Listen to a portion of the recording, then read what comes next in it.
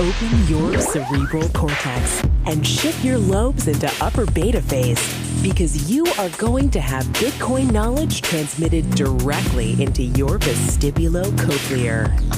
Your host of Bitcoin Knowledge is Trace Mayer, an early Bitcoin advocate since it cost $0.25, but this is not intended to be investment advice. A doctor of jurisprudence, but this is definitely not legal advice. And an investor in core cryptocurrency infrastructure, including Armory, BitPay, Kraken, and Mitagio, but this is not a recommendation of those services.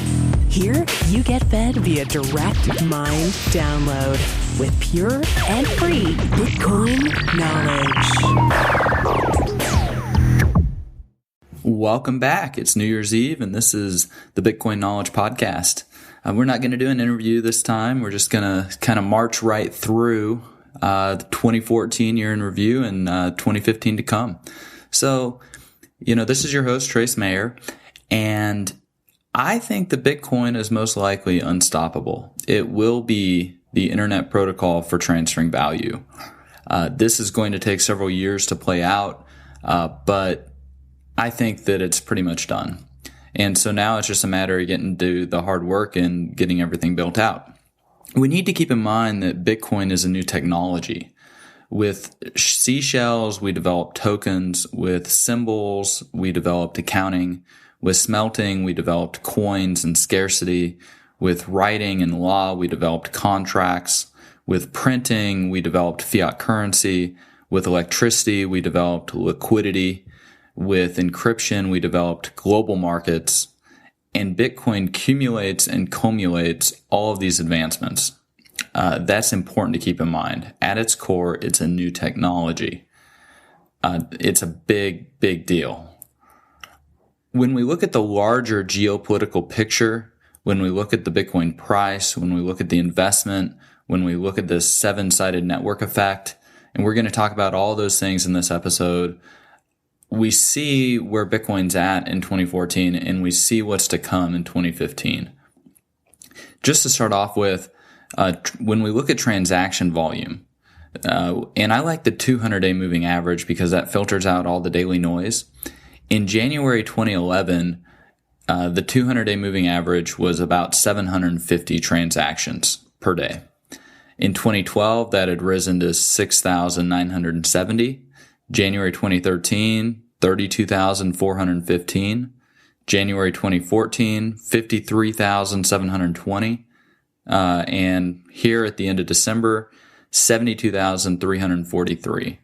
With about 80 to 100,000 being the trend over the last couple of weeks. Remember, that's looking at 200-day moving average. People are paying $5,500 per day in Bitcoins in transaction fees to send their transactions around. They wouldn't be incurring those fees if the system didn't actually generate utility or value for them. Unlike spam, where you can just send as much as you want, email or whatever, you can inflate a lot of numbers. But the transaction volume numbers, you can't really inflate the amount that you're paying in miners' fees because those go randomly to the miners. And that's separate from the subsidy or the block reward. So I'm looking at like users of the Bitcoin network, what they're actually paying in cold hard cash to use the system. And all of that is trending upwards, But we need to keep in mind that 100,000 transactions, when I was at Money 2020 and you had First Data there, they processed that many transactions in a minute. So Bitcoin is still just tiny. But in terms of the internet protocol and the network effects, I don't really see anything supplanting it, which is exciting. So larger picture, currency wars, they're only going to intensify, and there are going to be unintended consequences everywhere. In December, we saw the Russian ruble get attacked, probably by the U.S. because there were also sanctions. I mean, it was down significantly, like down 50%. Putin had to raise rates 6.5%. In 6 days, it was up 31%. I mean, we cannot have this type of volatility and uncertainty in currencies of all things, because currencies are like the oceans, and then corporations are like the vessels or ships on top of these oceans. And so when we start getting these massive waves and whirlpools and hurricanes, we can just have unintended consequences everywhere. It goes from an economic to a political to a geopolitical, social, all of these unrest. The crisis just keeps mutating, and unintended consequences. And we're just going to see more of that in 2014. A big issue, and this is one where I think Bitcoin really shines, is counterparty risk, particularly with the banks. They're going to continue growing in their counterparty risk, and they're going to continue blowing up. Warren Buffett, he talked about these derivatives back in the letters to shareholders in 2007, 2006, I think, called them financial weapons of mass destruction. The Cromnibus bill, Section 630, just got passed. It was identical to the House Resolution 992, the Swaps Regulatory Improvement Act. They've just offloaded trillions and trillions of dollars of derivative counterparty exposure to the U.S. taxpayer. The banks have. And this is just going to put more and more pressure on the FDIC, which is already hugely over-leveraged, more on the Fed, which only has 1.26% of assets to equity. I mean, you want to talk about a hugely over-leveraged institution? Look at the Federal Reserve's balance sheet. And at the end of the day, it's all going to evaporate.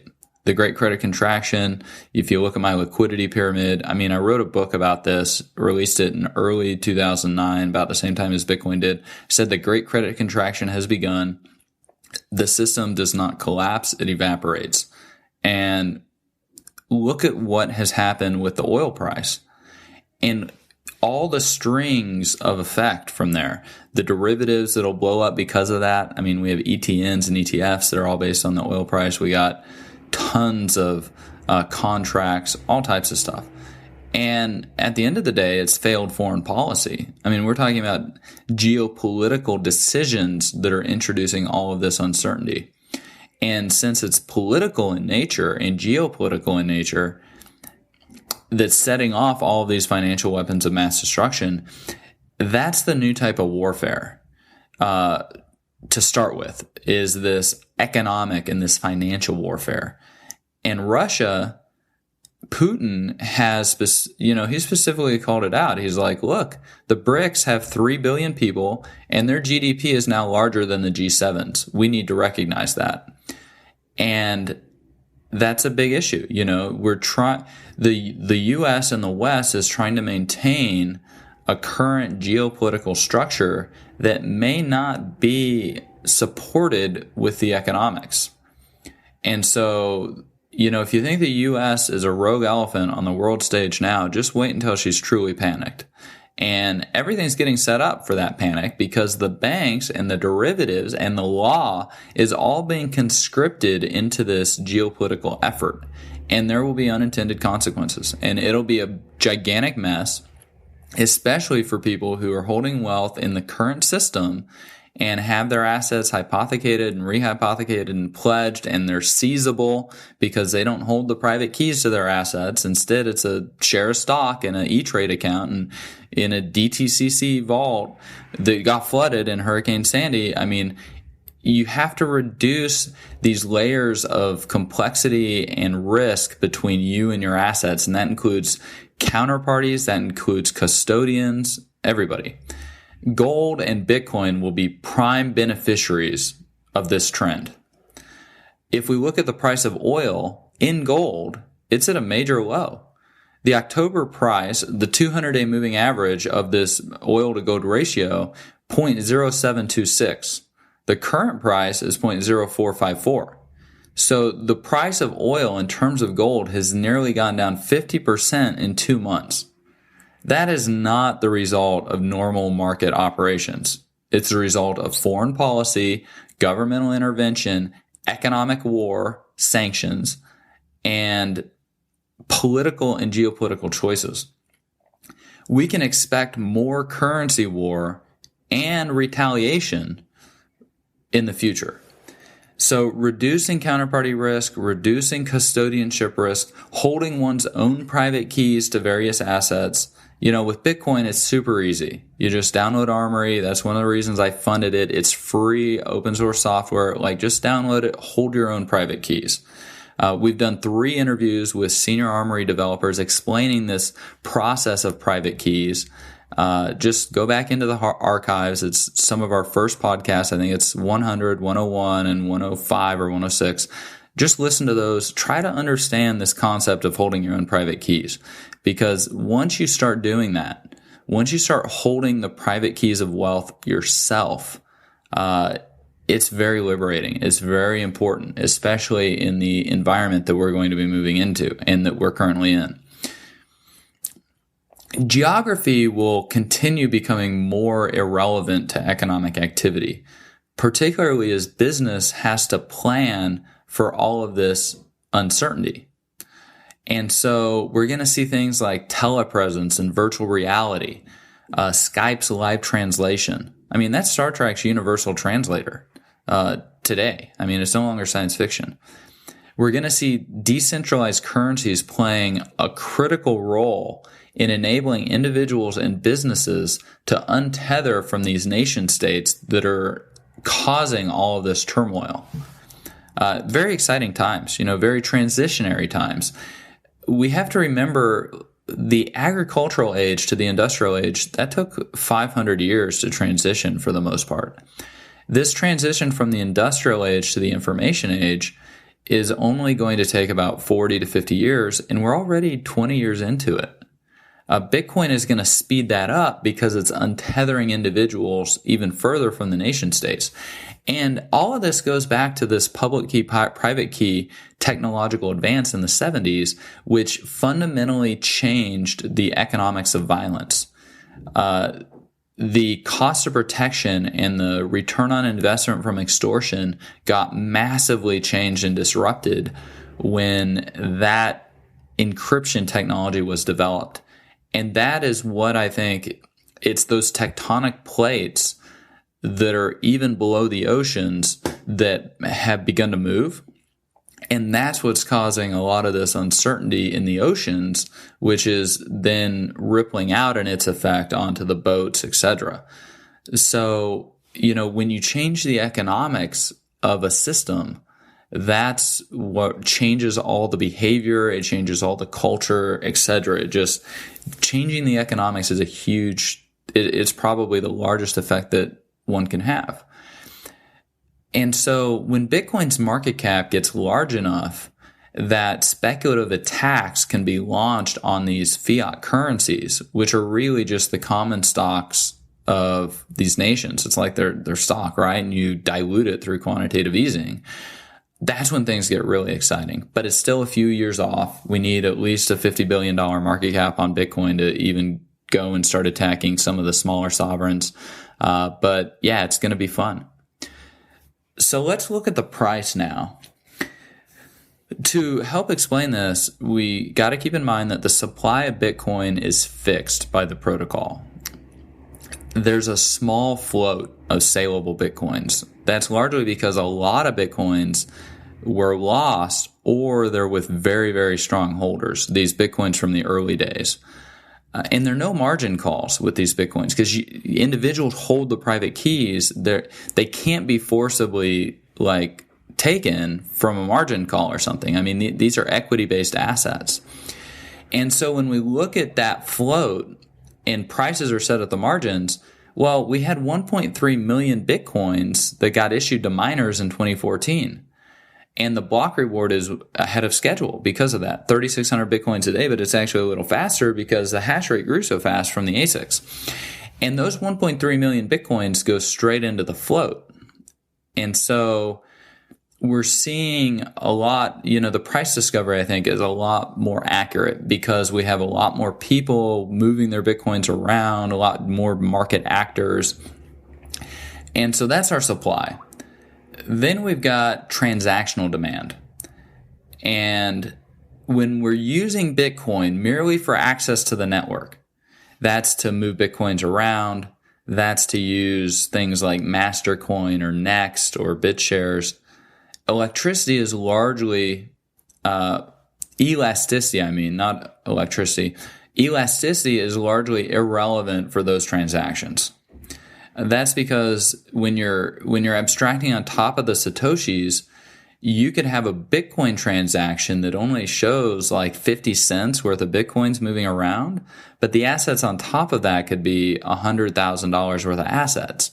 And so you don't really care whether the Bitcoin transaction costs 3 cents or 30 cents or even $30 because you're moving $100,000 worth of value.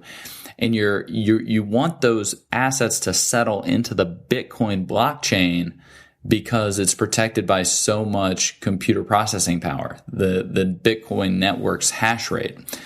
And so elasticity is irrelevant when you're trying to settle transactions into the Bitcoin blockchain, which means that we only have one variable in this equation that's changing. Unlike fiat currencies, fiat currencies, supply is unknown, set in backdoor deals with Ben Bernanke or Mario Draghi. Supply is not fixed. Transactional demand, fluctuates because we don't really talk about demand for currencies, but Russia and China and a lot of these developing countries are doing swap agreements now, and that's decreasing demand for dollars. So there's supply of dollars, but there's also demand for dollars. It's the same with Bitcoin. And so the only variable we have changing is speculative demand. And that price is set at the margins. And everybody loves to chase the rabbit. Like as soon as that Bitcoin price starts moving, like everybody just starts chasing it, right? And so the price is, since we only have this one variable that's changing, we have a very volatile Bitcoin price. And so I think we're going to see lots of bubbles, lots of crashes as market psychology changes because everybody loves to chase a rabbit. And when that rabbit starts moving, when that Bitcoin price starts moving, nobody sells their Bitcoins and everybody starts buying Bitcoins and everybody holds their Bitcoins. So the supply of saleable Bitcoins dries up. Demand increases and the prices are set at the margin, but the elasticity for a lot of the demand is irrelevant. And so people buy them no matter what the price is because it continues to perform that utility of settling things into the ledger. And so the price can just run like nuts. And so what we've seen is volume has increased greatly. In fact, we had more volume in one day in 2014 than in all of 2012 combined. So as this volume increases, I think we get more accurate price discovery, and that's exciting. And so let's just look at the price. Some benchmarks. January of 2011, it was a quarter. January of 2012, it was up to $4.58. 2013 is up to $13.24. 2014, it was up to $732, January of 2014. And here at the end of 2014, so January 2015, we're at $310. That's still, when you look at January 2013 to January 2015, $13 to $310, that's great growth. We had a lot of volatility and volatility-inducing things that happened in 2014. Mt. Gox collapsed. The price had run to over $1,000 with the Senate hearings at the end of 2013. There's just a lot of stuff that went on. And so, the price is volatile, but at the end of the day, $310, like Bitcoin's going to be $0 or it's going to be huge. And we should just keep that in mind. Bitcoin's got a killer app and it's already here. And Satoshi wrote about it in the white paper. It's this concept of these smart contracts. We have triple entry bookkeeping with Bitcoin. I already talked about, doing a $100,000 value transaction with a 50 cent or $3 transaction in the Bitcoin network. MaidSafe coin is a great example of this. We got MaidSafe coins moving all over the place right now. And I'm hugely, hugely bullish on MaidSafe. I mean, it's only like a $22 million market cap right now. I think that like Bitcoin, it's got very solid holders on the MaidSafe coins that are out there. We could easily see a 5x return on MaidSafe, even from today. And MaidSafe is already up 5x in terms of Bitcoins from its IPO a year ago. And it's up like 30% against the dollar. So like MaidSafe's been a great investment, a great play in 2014. And, I'm hugely bullish on it. I think a lot of the work's getting done for this coming year. They've done Test Network 2. They're going to do Test Network 3. Then it's going to be a beta rollout. Things are on track. It's going a little slow, but, it's massively disruptive technology that's going to be awesome. And so that's a good example of how the Bitcoin ledger can be utilized by other applications. And so Bitcoin's killer app is already out already. Smart contracts, it's a huge deal. You can get around central third-party actors, insurance, gambling, bookies. The applications are endless. We've also seen a lot of venture capital investment. In 2012, there was $2.1 million of VC investment. 2013, it was up to $93.84 million. 2014, we've had over $300 million of venture capital investment. So $2 million to $90 million to $300 million. All of this stuff is building out fundamental core infrastructure, which is important for Bitcoin to get adopted. And it's also a reason why I don't think that any other protocol is going to be able to overtake Bitcoin. Bitcoin's got this massive lead ahead of everybody, not just in terms of human capital, in terms of venture capital, institutional knowledge, all this stuff. Notable investments, BitPay, $30 million round. As a seed investor in BitPay, they've been just hitting the ball out of the park, doing a great job. They landed Microsoft. Like Microsoft, the number 2 market cap company in the world, now accepts Bitcoin. And they use BitPay. And that's exciting because accepting Bitcoin, Microsoft said, we've got a lot of ideas about how we can apply Bitcoin, but accepting it is the first step. We're dipping our toe in the water. That's a major signal to the market. Visa, Google, Facebook, Apple Pay, all these companies, Western Union, MoneyGram, all these companies should be on the lookout for that, and the banks too. Then there's BitNet. They raised $14.5 million. These are a bunch of ex-Visa guys. They had left Visa, started a startup, sold it to Visa a few years later for $2 billion. Now they're focused on a Bitcoin payment processor, merchant processor. They're going to compete with BitPay. And I think they're going to do a great job. They know what merchants need. They know what the current market offers. That's exciting. And the other major notable investment of the year, I think, is Blockstream. Blockstream has a bunch of Bitcoin Core developers that are co-founders. They raised $21 million, mainly from Reid Hoffman, but also a bunch of other internet pioneers involved, Eric Schmidt from Google. And they are going to be building out the core protocol.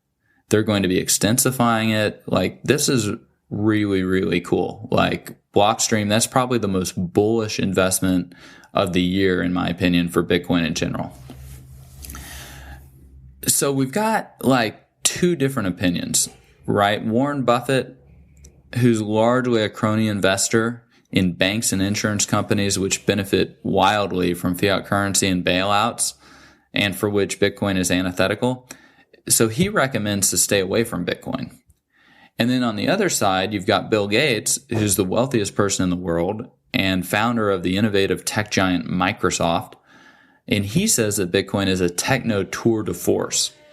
So we've really got this big tug of war going on. And I use these 2 icons merely to like highlight the difference. But I think that this tug of war is going on at the individual level all across the world. We've got people at banks. We've got people at major corporations. And there's this massive tug of war between people who don't understand Bitcoin and don't understand computers and don't understand protocols, and they're resistant to this change that's coming from Bitcoin. And then you've got people like Bill Gates who understand the technology, who understand computers, who understand protocols, and they say the Bitcoin's a techno tour de force, a stroke of genius. And Eric Schmidt, who has a PhD in computer science, by the way, in addition to having been Google's CEO for years, he's also used that phrase, techno tour de force. I haven't really found anyone who is negative or bearish on Bitcoin who actually understands it. That's something else I think that is important to keep in mind in this trend. And so we have a lot of really smart people out there who do understand Bitcoin, and they're largely all proponents of it, or they at least acknowledge the major technological breakthrough. And then all the trolls, if we want to call them that, all the bearish people, all the people that, don't really like Bitcoin or say to stay away from it or say it's a mirage like Buffett, all these people, they don't seem to really understand the technology.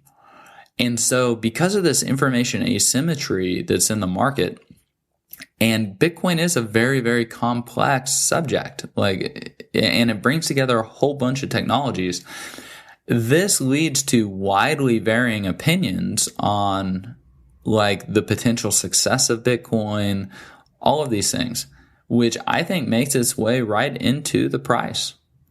If everybody understood Bitcoin, if everybody had put in the hard work and the homework to understand it and were prepared to understand it, then I think that we would see the price discovery happen a lot faster and more accurately. And what I mean by that is I think we would see the melt up to a fair market price of, $10,000 or $100,000 per Bitcoin very quickly.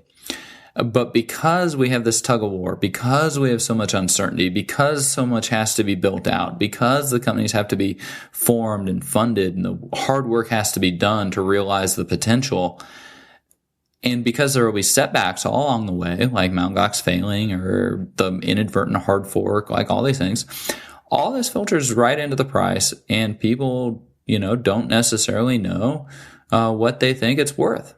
And they fluctuate in their opinions day to day, and they buy and they sell and they go short and they go long and they use leverage and they create, that's all part of the fun. But what it does is for the people who really understand it, for the people that are able to properly assess it, the market's going to reward them. It may not be tomorrow. Mr. Market, as Buffett talks about, he comes and tries to sell something to you one day and the next day he'll sell it to you at half price. It's because of all this information asymmetry. But the market does reward what Buffett calls intrinsic value. And that's really what you're trying to do as a capital allocator. You're trying to identify undervalued assets and buy them. And then you try to identify overvalued assets and sell them. And so the critical issue for people who want to speculate on Bitcoin's price is whether Bitcoin is undervalued. And, for all these reasons that I've been going into, I'm making the case for why I think it's undervalued. It's going to be very exciting when we see this melt up in the Bitcoin price, because I think there is a potential or a possibility that it could happen very quickly. I kind of, I'd call this going viral or hyper monetization. It would be the opposite of hyperinflation, mainly because we've never had anything like this in all of human history. Perhaps the closest example would be the euro. The euro went from being worth nothing one day to having a large market cap, free floating value the next. But that was all done by government edict and treaty and all this cooperation and retiring the old fiat currencies, and then they could be exchanged for Bitcoin, for euros, etc. But that's the closest. We've had plenty of examples of hyperinflation. And so, I think if you flip the curve, you see hyperinflation just massively goes to zero. If you flip the curve, that's what a hyper monetization would look like. For that to happen, there has to be a huge foundation built, foundational technology, foundational applications, BitPay, Armory, smart contracts, all of these things are being built to make this possible. And it's being built on top of other technology like the internet, GitHub, smartphones, personal computers, public key, private key, encryption, all of this stuff. It also requires the accumulation of human capital. You have to know how to secure the wallets. You have to know how to use the tech. And this isn't just for people building the wallets. This is for the average individual person using the technology also. It took a while to teach people how to send emails, to help them understand what the @ sign meant. And yet now we're building on top of all this cumulative effort and cumulative work and effect. And then there's also going to be a greater difficulty preventing this hyper monetization of Bitcoin using capital controls because it subverts or it goes around the need for the third party. Additionally, I think it'll go faster because people are going to be chasing the rabbit versus being fooled by the wizard behind the curtain about what the true value of the fiat currency is, or what the market value should be, what the true supply is, etc. So it's a lot easier, I think, for people to chase a rabbit than, when you try to fool them. Well, you do fool some of the people some of the time. And also, this won't be hugely disruptive to the local economy like hyperinflation is. And so it'll likely be accompanied by increased productivity and increased wealth where the adoption takes place at very rapid rates. So all of those factors, I think, are very much in line with why I think Bitcoin could take off really, really quickly. So far, we've seen it mainly come in waves, tied generally to the media cycle. You look at, the Google search trends for Bitcoin, and it corresponds very closely with the price. I think that's how, this is how fast stuff can happen in the information age. It's the click of a button, click of a mouse, bam. Back in the financial crisis, there was $500 billion withdrawn in 3 or 4 hours. Bank runs, you don't go get in line at the bank anymore. Bank runs happen electronically. That's how fast this is going to happen. Bam, just super fast. And you're either going to be prepared for it or you're not. And if you're not prepared for it, then you're going to get trapped. And that's why it's important to hold the private keys to your own assets. Next, we have a 7-sided network effect taking place with the Bitcoin protocol. At least 7-sided that I can think of. And this, any other protocol, not only do they have to be marginally better from Bitcoin, but they have to be marginally better in all 7 of these different areas and all at the same time, and significantly better that they're able to bring all of the users in these areas over at the same time. So I just don't really see that happening. Because anywhere that protocol might be better, it could just get folded into Bitcoin. It could just get merged in a GitHub pull request. So, let's look at each of these 7 sides. First, we've got speculation. That's our first network effect. Oh, Bitcoins are at a nickel. That's when I started talking about them. Which, if you had them today, you would be up 280,000% absolute return. Berkshire Hathaway, Warren Buffett's company, it's up 140,000% return in 35 years. So you'd have twice the absolute return in a tenth of the time. So Bitcoin's been a massive speculative play. In order to have that speculation take place, you have to have wallet security, things like Armory. You have to have exchanges, things like Kraken. All of that, is needed for speculation. Once people have Bitcoins, they want to, hey, it'd be great if I could spend them. And they might prefer merchants that accept Bitcoin. And so that's our second network effect. And so we need merchant adoption. We need companies like BitPay and BitNet, etc. And they go get the Overstocks and the Dells and the Microsofts and the Dish Networks. I mean, these are all massive publicly traded companies that started accepting Bitcoin in 2014. The first one in January, Overstock. And they take Bitcoins from their customers. as 50 Cent said, because he released his album for Bitcoin, and he was asked, why are you accepting Bitcoin? And he's like, money is money. So, smart merchants understand, hey, we'll take money from our customers any way they want to pay. And if it can have no fraud, no chargebacks, and low fees, and we can take payment from anywhere in the world, like, all the better. Because Overstock now, they're able to take customers or consumers, and this is the third network effect. They can take consumers that will pay with Bitcoin merely because the merchant accepts Bitcoin. And Overstock, they now take Bitcoin payments from 200 plus countries, and they'll ship there too. And so Amazon, they only take payment from 55 or 60 countries. And so they're seeding 150 markets to Overstock. They're saying, we're not even going to compete. And they can't compete because they don't have a payment method that they can take from those countries. And so Overstock has a huge competitive advantage because they accept Bitcoin. They can access all these consumers in these developing markets that want to buy stuff in a very cost-efficient, cost-effective way. And so then we get other companies like 37 Coins, Coinapult. These are companies that provide like SMS text message Bitcoin wallets. So you can be sending Bitcoins around using just your smartphone text message system. And then there's ATMs, et cetera, where, people can acquire Bitcoins in these countries very easily. So that's our third network effect. And then we have, because of this increased demand for holding Bitcoin merely to use it for transactions, because it does increase demand, even if it's only for a few seconds. And Bitcoin's velocity is a lot faster, so we have to really increase this transactional demand for it to be effective on increasing the price. But all of that increases the price and draws in more miners who provide more security. So that's our fourth network effect.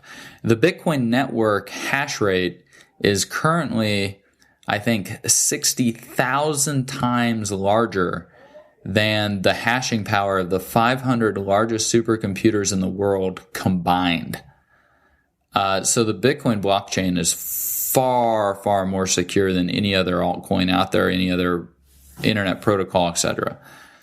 And so, we've got ASICs, application-specific integrated circuits, that are getting developed to secure our blockchain even higher and higher degree.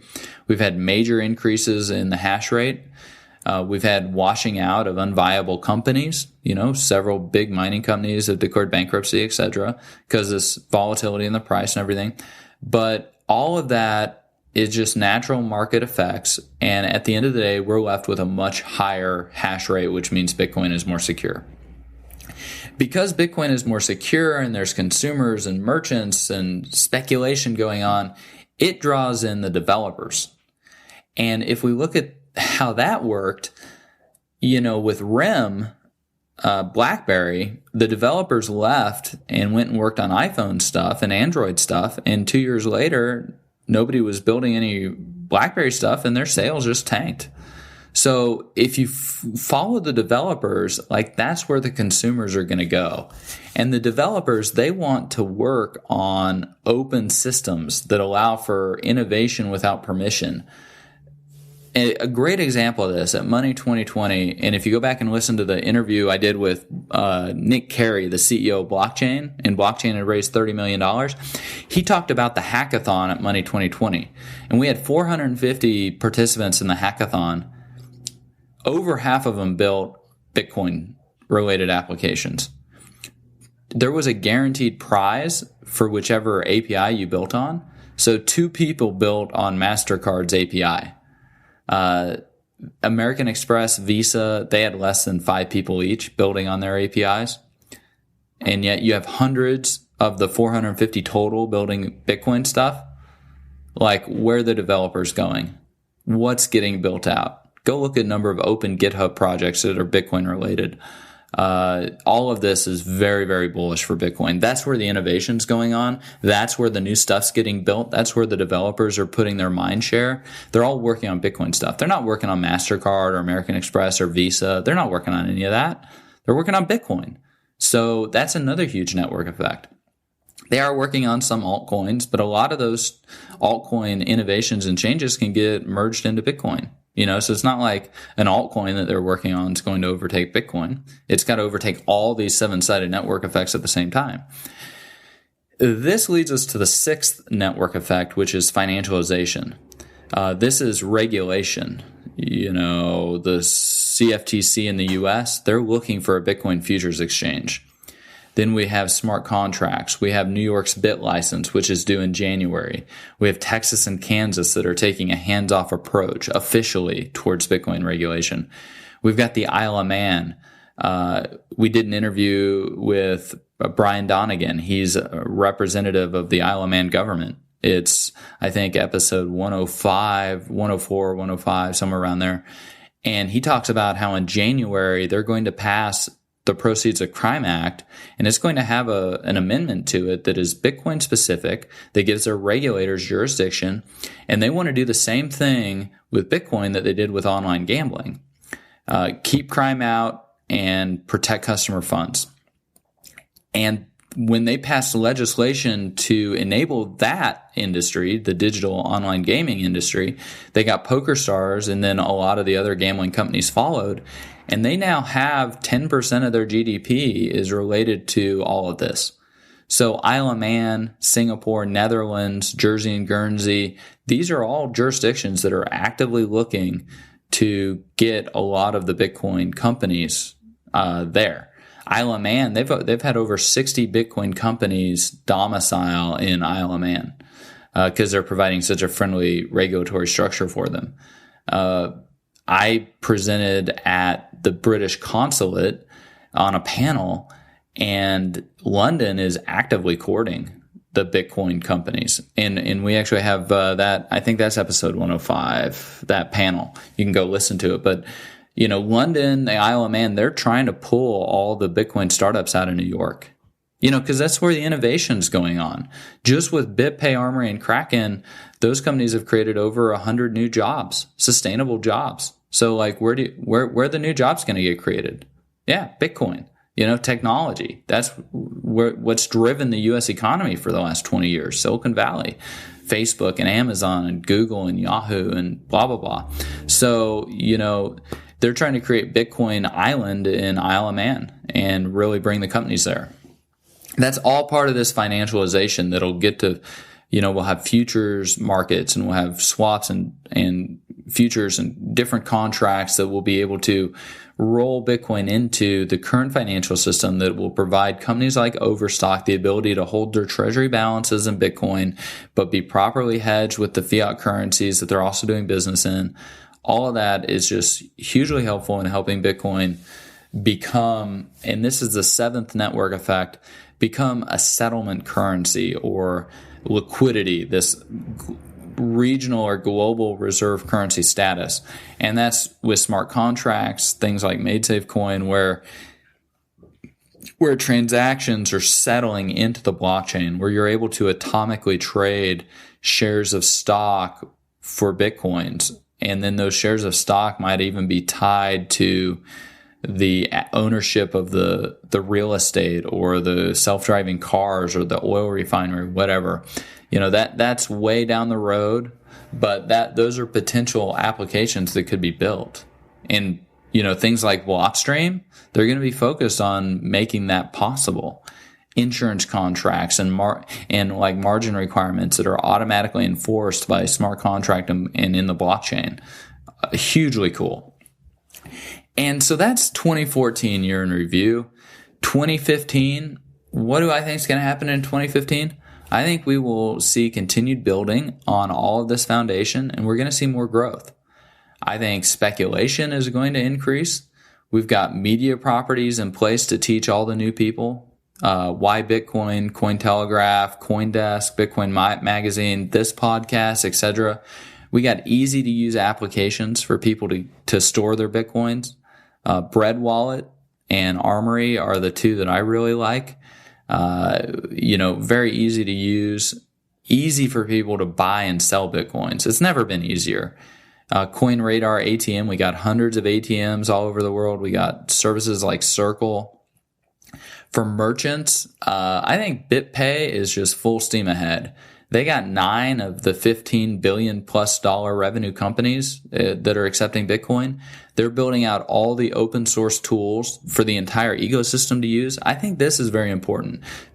These open source tools, like BitPay is building tools where you don't need to rely on BitPay or BitPay servers like you do with Coinbase or blockchains APIs or Chain API.